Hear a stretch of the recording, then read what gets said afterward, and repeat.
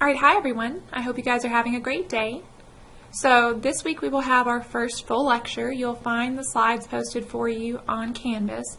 Now the slides do have blanks in them, so you'll need to have those pulled open on your computer or have them printed out if you would like to use them to fill in the blanks and take notes that way. So this lecture is really going to introduce the class. We're going to talk about aspects of personality. We'll try to define personality as well as discuss why it is difficult to define. And then we'll talk about all the ways that different personality theorists look at the world differently and how we all do have our own unique theory of personality, which the activity for this week will ask you to touch on. So this week you have your first activity, which is going to be due by Friday at 5 p.m. You'll turn it in through Canvas. I'll talk more about that during the lecture video, but if you have any questions, feel free to shoot me an email. Also, I do have office hours on Monday, Wednesday, Friday mornings from 8 to 8:50, so feel free to stop by and introduce yourself or let me know if I can help in any way. Otherwise, we're going to go ahead and get into lecture for today. Alright, so as I said in the introduction, the purpose of today's lecture really is just to give you an overview of some of the topics that are going to come up again and again in the class. And we are going to start off today's lecture by trying to define personality, which seems appropriate. Typically, on the first day of a research methods class, we talk about what is research. On the first day of abnormal psychology, we talk about what makes something abnormal. So, when we talk about personality, we're going to have to try to define it. Now, right here, from the very beginning, we're going to run into controversy. We have definitions of personality, and they're pretty good definitions, but personality is one of those things where we feel like we know what it means, and yet it's very difficult to describe or to define. So the actual word comes from a Latin word, persona, meaning mask. So perhaps you could say that a person's personality is something that they wear, almost like a facade or a mask, something that they show to the world. So maybe you feel like your personality is whatever other people see in you. Maybe you try to behave a certain way or put forth certain traits in front of people. So on the one hand, we could say that personality is who we are when we're around other people.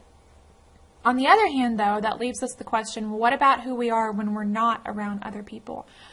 Is our personality only serving a function to relate to other people? In other words, is it an interpersonal issue? Or is it an intrapersonal issue? Is our personality something that is just ours, something that is internal, and something that is consistent even when other people are not around? So, a definition here, a pattern of relatively permanent traits and unique characteristics that give both consistency and individuality to a person's behavior. So, first of all, we're seeing relatively permanent. The idea is that personality typically does not change quite a bit very quickly. Now, certainly it is possible for personality to change over time. Maybe if you look back on yourself maybe 5 years ago or 10 years ago and compare yourself then to where you are now, you might say that your personality has changed a little bit. Maybe because of experiences that you've been through, or maybe just maturing. You know, the frontal lobe of your brain that really does house your personality, if we're talking about something from a biological standpoint, that frontal lobe of your brain is not fully developed until mid-20s, around 25. So perhaps you can say that personality is somewhat flexible. We do see that it does change a little bit. However, we don't expect someone who is extremely outgoing to suddenly wake up one morning and be very withdrawn. If we saw that, we might say, okay, there's a problem here because this person has had a significant change in personality. We might see that as a warning sign of maybe depression or anxiety or substance abuse. We don't typically see someone's personality change drastically overnight. So first of all, relatively permanent, although once again it can change. And then also unique characteristics. So you feel like your personality is something that makes you who you are and is at least in some ways different from other people. So when we have people together in a big group of people, it is easy to focus on the ways that we are similar, but we also know that we are different from each other, that we have things that maybe we respond to the same situation differently, maybe we have different goals, we have different priorities, and so we would say that we do have some unique characteristics that make us who we are, that give both consistency and individuality to a person's behavior. So when I'm talking about individuality here, once again, you can have different people have the exact same situation. Maybe different people were going through a traumatic event at the same time. Or on a little bit less serious note, maybe had a hard time in a class, had a difficult professor, failed a test, that kind of thing. And yet you can see that they all respond in different ways. And maybe part of that is because of personality differences. It also says consistency here. It is possible that our personality is a little bit different when we're surrounded by different people or in different situations, but we expect that personality is something that is consistent enough that it probably wouldn't change a whole lot from different situations, maybe from work to home to a party, that kind of thing. It wouldn't change a whole lot there. So once again, it is difficult to define personality. We don't have it all figured out, but we would say that our personality is something that makes us uniquely us, and that when we know someone's personality, we can see that it's related to their behavior and maybe allows us to predict their behavior over time. So when we're thinking about our own personality, we have traits and characteristics. As it says, consistent over time, fairly, once again, can change a little bit. For example, growing up, I was always very shy, typically. I was a fairly quiet, shy individual. But when I started teaching, as I think I mentioned in the introduction video, I was just completely terrified. However, now that I've been teaching, this is my 5th year of teaching, I'm not scared of public speaking, and I am a little bit more outgoing, I think, because of those experiences. But that's not something that changed over time. That was something that was a process that took years. So personality is fairly consistent over time, and it does lead or correlate or is related to changes in our behavior. So if you say that this person has an outgoing personality, how do you know that person has an outgoing personality? Well, you look at their behavior. Maybe this is someone who likes to meet new people, likes to be around people, a very talkative kind of person, right? Maybe sometimes we say, well, that person has a terrific personality or a wonderful personality. Well, what does that mean? Maybe we look to what they do to help us try to label their personality. So we know there is a close relationship between who we are and what we do, which is relatively stable across situations. So, as I said, sometimes we put on a different face depending on who we're around, but usually it's fairly consistent with who we truly are internally. And it's also, if you're trying to put forth a persona or a mask that doesn't match your internal personality, that's very stressful and very difficult, and probably not something that someone could keep up for a very long time. So something to keep in mind there. Now, something else here, it talks about your characteristics. We are going to talk about this throughout this lecture and throughout this semester, the idea that who you are has come from several different sources, and one of those areas that it comes from is your unique qualities. So, for example, intelligence. Well, how is your intelligence related to your personality? Well, let's think about that. Someone who is high in intelligence might be someone who has been praised by teachers, someone who has been taught to be successful and told that they're going to be successful. You can see that that shapes someone's personality. Of course, on the other hand, though, it could be that someone who is intelligent is also someone who might have been teased by classmates and bullied, and so that plays a role in their personality as well. It talks about your physique here or your physical appearance. We do see in different research studies that people respond differently to others depending on the way that they look.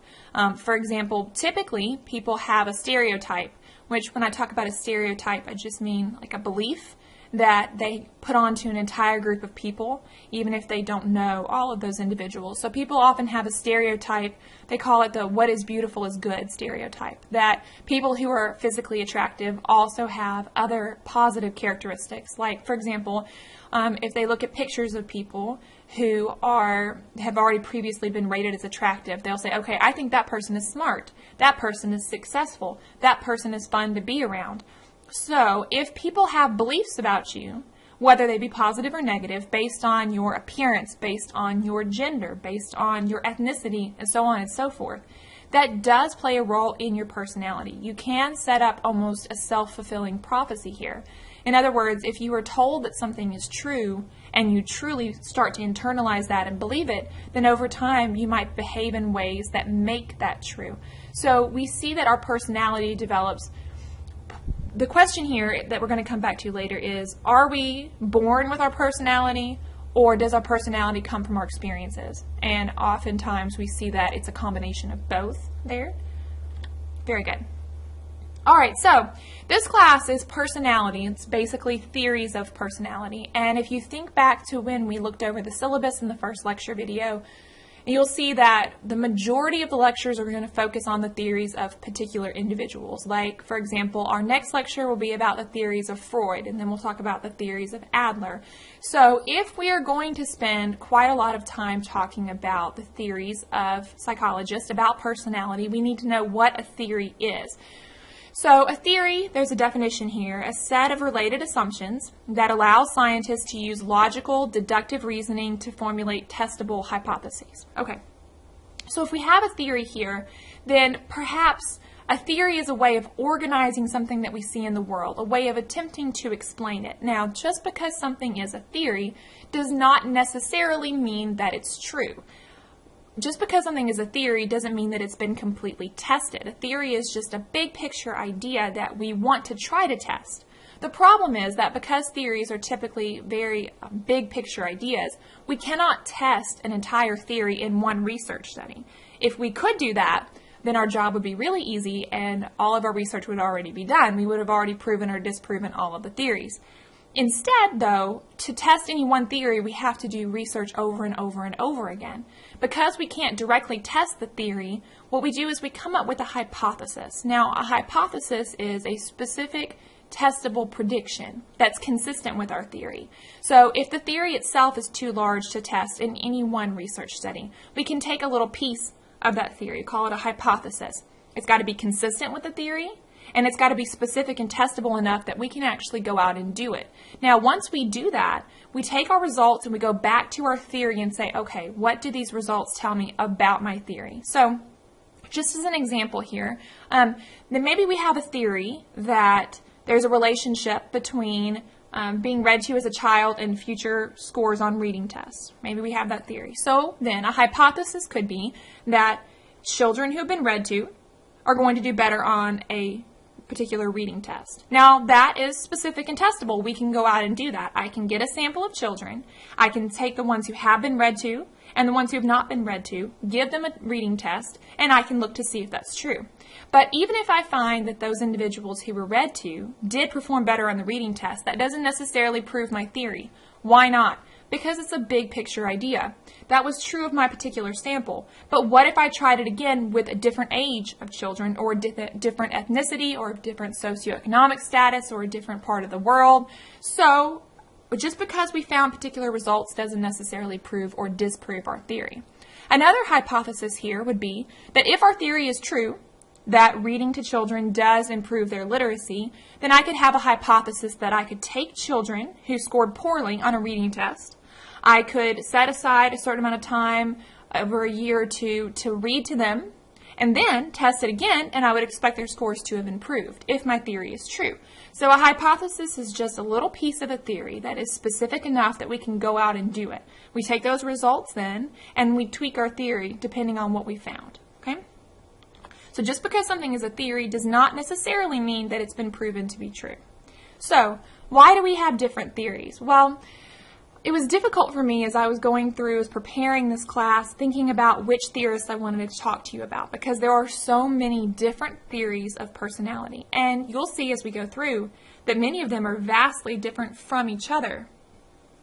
If personality is who we are inside and there's like one right answer to personality, if that's the case, why then do we have such very different opinions on personality? Well, several different thoughts here. First of all, different personal backgrounds. So this is something we're going to emphasize as we go through and we talk about each theorist. We are going to have a little bit of history on them. We'll talk about perhaps their childhood experiences. What kind of relationships do we know? And of course, we don't know everything about these individuals, but the way they reacted to their parents and their parents reacted to them, the way that their marriages worked out, the way that their friendships worked out, the way that their careers worked out, and also potentially any substances that they might have been taking. All of these different experiences then play a role in personality.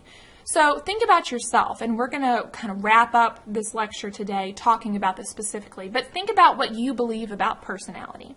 Probably your thoughts on personality are impacted by maybe the way that you interact with your parents, with siblings, with peers, with teachers, all of these things. They play a role in how you see yourself and how you see the world, right? So when it talks here about different philosophical orientations and ways of looking at the world, which we'll touch on more in upcoming slides, but if you have different opinions about, for example, is humanity ultimately good or is humanity ultimately evil?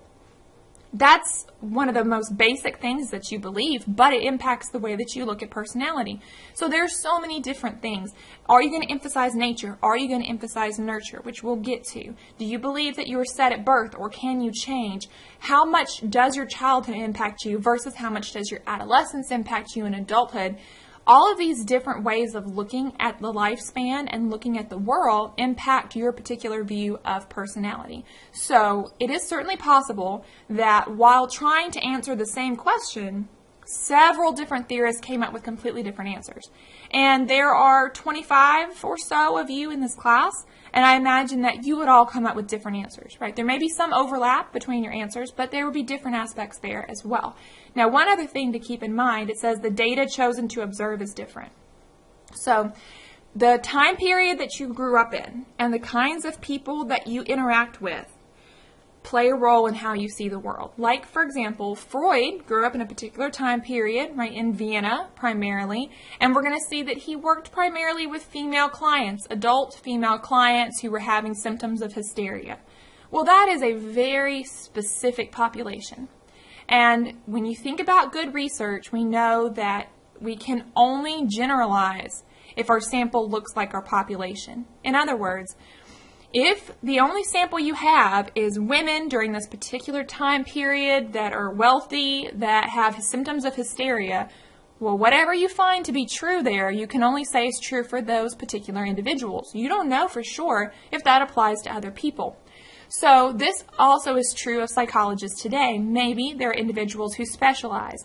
Maybe they work only with individuals with depression or only with individuals with substance use issues. The kind of people that you work with on a clinical basis play a role in your theory of personality. So we are going to see some very significant differences here in the way that people looked at personality. Now, once again, a theory isn't something that's necessarily proven or disproven. So this is not a class where at the end I'm going to say, okay, now this is the right answer, this is the one we're going to keep, and we're going to throw them all away. No, we're going to see that there are several valid ways of looking at personality.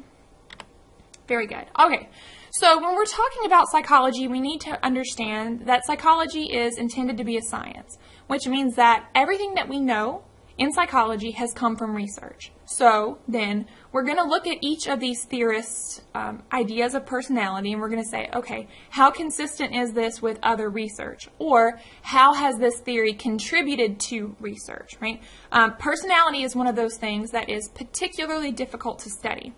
For one thing, people may not be aware of aspects of their personality. If I started asking you questions like, which one of these traits do you think you possess, we're not always able to accurately answer. And sometimes, yes, people do lie on research studies. I know that's shocking, right? It is very difficult to do studies on personality. And this is something we will talk about as we talk about each theorist a little bit. There will also be a lecture at the end of the semester where we're going to talk about assessments of personality and how we try to test for that. But we're going to have to use research here. Now, something to note is that there are several different kinds of research. So there's experimental research. This allows us to determine causation. Experimental research is one of those situations where I'm actually manipulating something, right? So just to give you a quick example here, let's say that I'm doing a research study on a treatment for depression. So my population would be all individuals who have depression, but I can't get all individuals with depression in my study. Your population is everyone you're interested in, but it would be unethical or impossible for me to get all of those people. So then I have to take a sample, hopefully a representative sample or a sample that looks like my population. Once I get that sample, those are the people who are going to be in my study. Now, let's say that I take my sample and then I randomly assign them into groups. One group gets the actual treatment, whether that be a medication or a therapy. The other group gets nothing, or they get a placebo, a fake pill, or a fake treatment. Then I look to see, is there a difference in their symptoms of depression between the two groups? This is an example of experimental research. You see that we actually manipulated something. We actually changed something. One group received the medication, one group did not. So the independent variable here, the thing that we're manipulating, is the medication. An independent variable is something that the researcher is changing during the research study.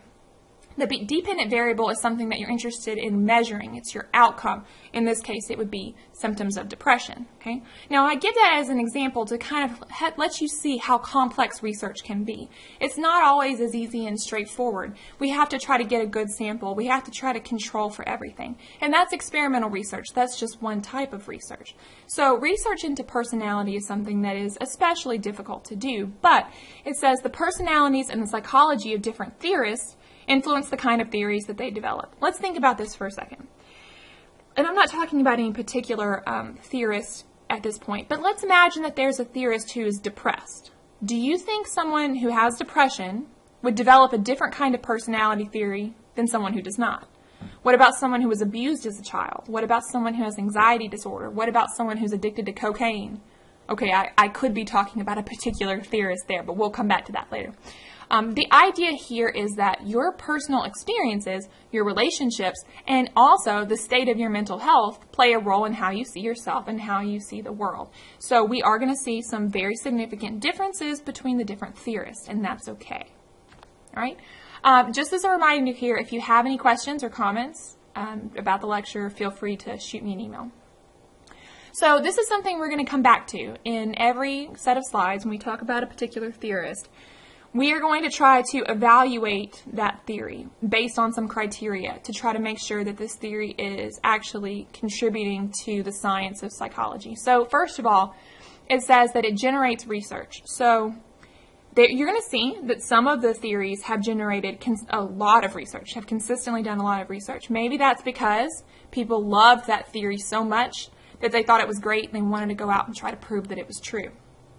It also could be a situation where people particularly disliked a theory and wanted to rush out and prove that it was not true. Whatever the case may be, does this generate research? Have people actually gone out and tried to prove or disprove this theory? Which leads us into our next question, is it falsifiable or verifiable? This is something you're going to see with several different theorists. They came up with ideas that sound good in theory, but are very difficult or impossible to prove. Now, we said that theories are not something that we've necessarily proven true or not true, but a theory is at least supposed to be something that we could prove or disprove.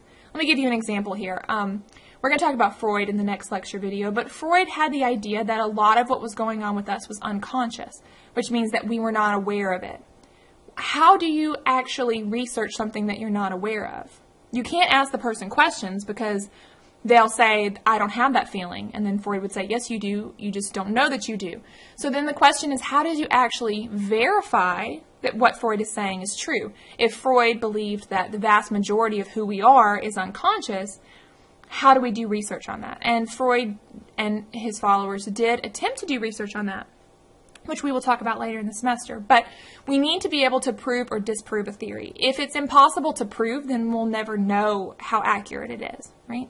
Also, it should organize what we know. We have been doing research for a very long time now. We do have some things that we know about personality, about it being consistent, about it being relatively the same across different situations and time periods. There are things that we know, and so a theory is only helpful if it, first of all, makes sense in light of what we know is true, and also if it finds a way to organize that and guide practical action. So when it talks about guiding action here or being practical, a theory of personality should then help someone be able to treat a client, right? If this is maybe perhaps when you're going to see this, each theorist really had an idea of what causes like psychological illness, depression or anxiety or aggression or psychosis.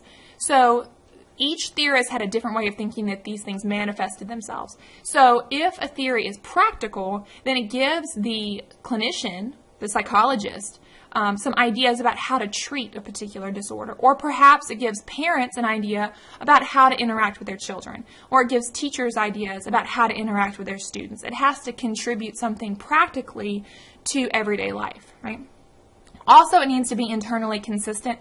So the idea here is that whatever component of a theory you're looking at needs to make sense compared to the big picture also. So every aspect of a theorist theory should then make sense in light of the big picture idea. So we're going to see that some of them are a little bit higher and some of them are a little bit lower in internal consistency. And also being parsimonious, which simply means that it's simple, right?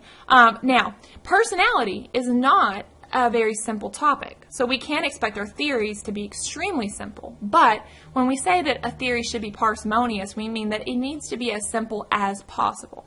It does not need to be any more complicated than is absolutely required. So that's something to keep in mind here. Some of these theories might seem a little bit labored, a little bit complex, maybe a little bit more than they needed to be. So parsimonious is helpful. Good. Okay.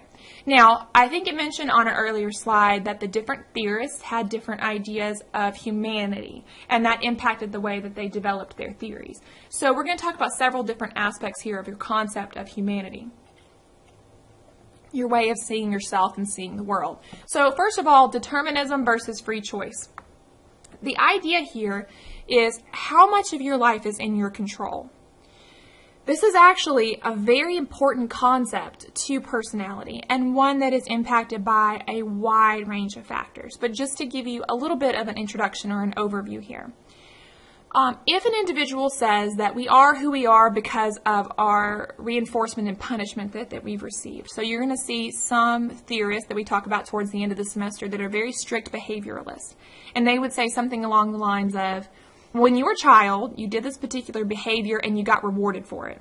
Or you did this particular behavior and you got punished for it, which then means that if you were rewarded, you were more likely to do it again. If you were punished, you were less likely to do it again. So then they might say that who we are and what we do is the sum of all of the punishment and reinforcement we've received throughout our whole lives. And in that case, we didn't actually freely choose those behaviors, right? In that case, our environment, maybe our parents, our teachers, played a larger role in who we are than ourselves, right? Also, like, for example, we talked about Freud having a big focus on the unconscious, about parts of yourself that you're not aware of. You can't really freely choose your unconscious and what you're feeling on the inside. So then some individuals might say that you're determined, your course in life is set based on the parenting that you received, based on the environment that you grew up in. Something else to keep in mind here is the concept of religion and religious beliefs, which obviously vary a great deal between individuals and of course between theorists, but religious beliefs that you have might play a role in whether you feel as if some higher power has control over what's going on with you, or whether you feel like you have control over what's going on with you. But your concept of whether we are who we are, and that's controlled by someone else, or something else, or if we feel like we have control over who we are, that does play an important role in your concept of personality. Obviously, pessimism versus optimism, whether we look at the world as a good place and humanity as good people, or whether we see the world as a very negative place and people as ultimately depraved, right? That plays a role in our concept of personality as well. And then kind of going back to what we already talked about with Freud, what actually determines your behavior? Can you consciously choose what you do, or is your unconscious in control? The idea here is that if your unconscious is in control of your behavior, you don't have a whole lot of actual control over it, and you might not even be aware of why you are doing what you're doing. And this will make more sense when we talk, well, as much sense as Freud can make, will make more sense when we talk about Freud. The idea that perhaps we all have these internalized negative emotions that we've repressed, that have become unconscious, and we don't even understand why we're feeling what we're feeling or doing what we're doing, okay? You're going to see some theorists that really emphasize the unconscious. You're going to see some that thought less of the unconscious, much more unconscious, or what you're aware of and what you can consciously think about at any time. Biological versus social influences, we're really talking about the nature-nurture question here, which likely, if you've taken other psychology classes, this concept has come up. When we're talking about biological influences, we're talking about nature. We're talking about your genetics. When we talk about social influences, we're talking about nurture, about the people and the environment that you grew up around. So let me ask you this question. Imagine that you behave like your father or like your mother. Is that because your father or your mother gave you the genetics that you share with them that cause that behavior? Or is it because you grew up around them and you're modeling what they're doing? Maybe some of both, right? So then the question is, if we are biologically based, if our DNA and our nature is what's causing our personality, then it should be fairly consistent from birth, right? Which some research studies have suggested is true. On the other hand, if our nurture, if our relationships with other people and the environment that we grew up in, the parenting that we received is what impacts our personality, then our personality probably would change over time as we come into contact with different people in different situations. There is, as you might already be thinking about, there are a lot of different ways of looking at this, and it's possible that one of you might say, okay, I feel like in my life it's been primarily nature. Some of you might say, I feel like in my life it's been primarily nurture. Does the answer to what is personality and where does it come from apply to everyone? Which is then the question here of uniqueness versus similarities. So, I think that we could all agree that there are some aspects of being human that apply to all humans and to all of humanity, right? Something about being afraid of death, if we're thinking about some theorists, or having love, or if we're thinking about what it means to be human. Those things are things that we all experience and things that we all feel, right? That maybe there's a human condition that we all have in common. On the other hand, though, we do also know that there are unique differences between us. Biologically, yes, in the way that we look. Perhaps when we're talking about nature, we could talk about genetic disorders or characteristics that we develop. But there are also things in our nurture that are different. So even siblings who share similar, like 50% of their DNA, they still have very different personalities sometimes. And so maybe that's because different people have responded to them differently. So the idea here, is there a right answer for personality that applies to everyone?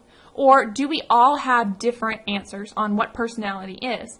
Of course, the practical question here is that if the answer of what personality means and where it comes from is different for all of us, then how do we do research on that? Just something to keep in mind. Speaking of research, we know that it is important for us to be able to do research into personality and into psychology in general. I have taught several different psychology courses over the years, and I talk about research in every single one of them, usually within the first few weeks of class. Now, why do I emphasize research so much? Because I feel like it is important for us to be able to understand what research means, and when we read a research study, to be able to at least decide whether we should pay attention to it or not. Is it a high quality study? So research, very, very important in all fields, especially in psychology. And so when we come up with our theories, they have to make sense when we look at the data. Well, where do we get our data? Where do we get our results? We get those from experimental research. Now, not always experimental research. We do other kinds of research as well. So I talked about experimental research earlier, and I said that experimental research had the purpose of determining causation. But there are some times when we do correlational research. And correlational research is the idea that we know that two variables go together. Now, just because we find a correlation doesn't mean that variable A caused variable B or variable B caused variable A. We don't know for sure, but we are able to say that they go together. There's an association there, so we can predict, right? So perhaps we find maybe some kind of correlation between a personality trait and a certain career that someone chooses. When we're not going to say necessarily that the personality trait caused the career choice or the career choice caused the personality trait, but we could say that they're correlated. So if I know someone's personality, maybe I could predict their career choice. And if I know their career choice, maybe I could predict their personality, right? Not perfectly, unless it's a perfect correlation, which very rarely happens, but it gives me a starting point there.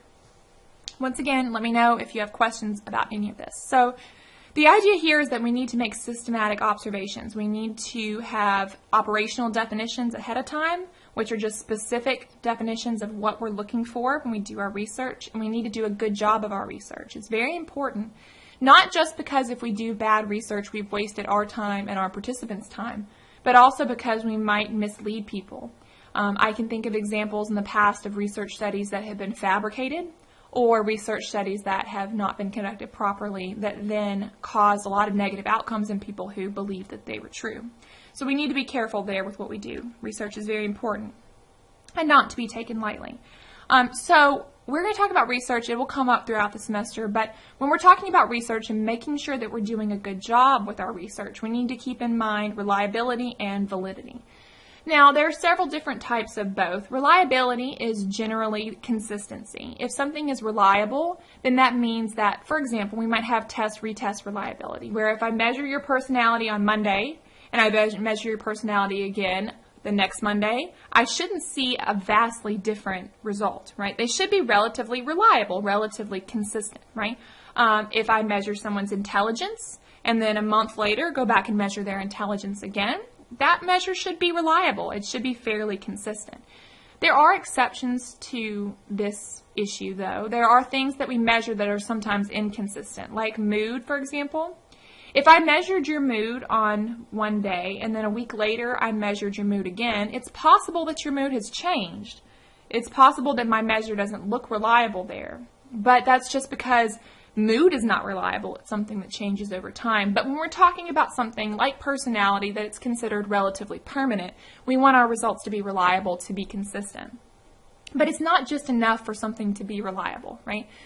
If I stepped on my scale and it said that I weighed 1,000 pounds, I know this is an online class and you guys can't see me, but I don't weigh 1,000 pounds. But if I stepped on the scale and it said I weigh 1,000 pounds, then I stepped off, I stepped back on and it said I weighed 1,000 pounds, I stepped off, and I did this off and on. If it always said that I weighed 1,000 pounds, it's a reliable measure. It's consistent, but that's not actually helping me because it's consistently wrong. So it's not just enough for a measure to be reliable. A measure must also be valid. Now, validity in general is referring to whether we are measuring what we are supposed to be measuring. Are we accurately measuring weight, for example, or intelligence or personality? Now, the problem with measuring things like intelligence and personality is that we don't exactly have perfect definitions for these. And how do we measure something if we don't know exactly what it is? It makes things much more difficult. So when we're talking about personality, we have to have an idea of what personality means before we can try to design a test to measure it, right? Now, there are several different types of validity, just as there are several types of reliability. Construct validity is really what you think of when you think about validity. Are we accurately measuring personality, for example? So let's think about what that would look like. Let's say that I came up with a new measure for personality, maybe for extroversion versus introversion, right? Whether a person is able to relax and kind of calm down around other people, or whether they do a better job of relaxing, chilling out when they're by themselves. Okay. Maybe I've created a measure for this aspect of personality, but I want to see if my measure is accurate. I want to make sure I have construct validity to make sure that the construct, or the thing that I'm actually measuring, is in fact extroversion or introversion. So one thing I could do is that I could go and look at other tests that have already been done on the same topic, and I could take people and give them each test. Now, this other measure has already been established as a good measure for extroversion. So then, if my measure is good, then it would make sense for the measures to have similar answers here, right? So that could be a type of construct validity, convergent validity. Also, if we take a measure for something that is very different from extroversion, then my results should not be related to that. They're not measuring the same thing. They shouldn't go together. Also, if I look at my sample and I say, okay, you clearly are very different people. You seem very, very shy. You seem very, very outgoing. And then I give them the measure. If I have high construct validity here, it would make sense for those two people to have different scores on the test, right? They clearly have different levels of the trait. So it would make sense for them to have different scores. And if they scored very similarly, then I have to start thinking maybe what I'm measuring is not what I'm supposed to be measuring.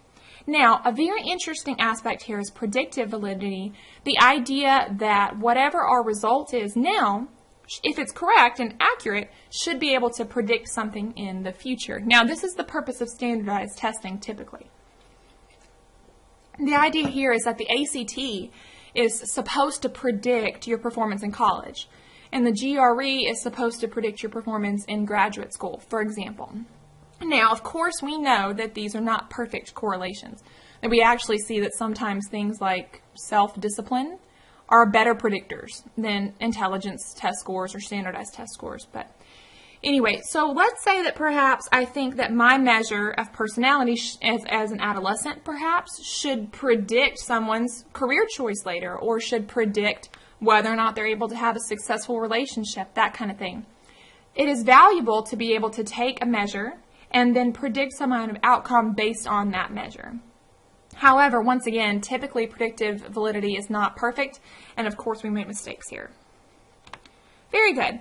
So that is the actual end of the material for this lecture. My idea for this lecture was to give you a general overview of some of the topics that are going to come up again and again throughout the semester. Now, you do have your first activity. So activity 1, it says, before we begin studying the theories of others, Freud, Adler, so on and so forth, I'd like to hear about your own personal thoughts of personality. So you should be able to go into Canvas and find activity 1. And you should be able to go in and we should be able to work on it, save it, and come back to it. You don't have to submit it all at one time. Just make sure that you don't submit it until you're finished with it. And do remember that your responses need to be at least 200 words long. Okay, you won't get full credit for it if your responses are less than 200 words. So I think I said this during the first video, but one thing you can do is type this up in Microsoft Word first to check your word count before you copy and paste it into Canvas. But anyway, the idea here is I want you to tell me about your own thoughts on personality. Where does personality come from? Is it nature? Is it nurture? Do we have free will, or is our entire life already determined, right? Is your personality developing in a way that is consistent with others, or is it different, and can personality change? So really all I'm looking for you this week is to tell me a little bit about your own personal theory of personality. I would like to hear what you have to say before we get too much into what the other theorists have to say. And then at the end of the semester, we can kind of reflect back on how your thoughts have changed throughout the semester, okay? So this activity is due by Friday at 5 p.m. If you have any questions, let me know. I would be happy to answer any questions that you have. Otherwise, you guys have a great week, and our next lecture will be about Freud.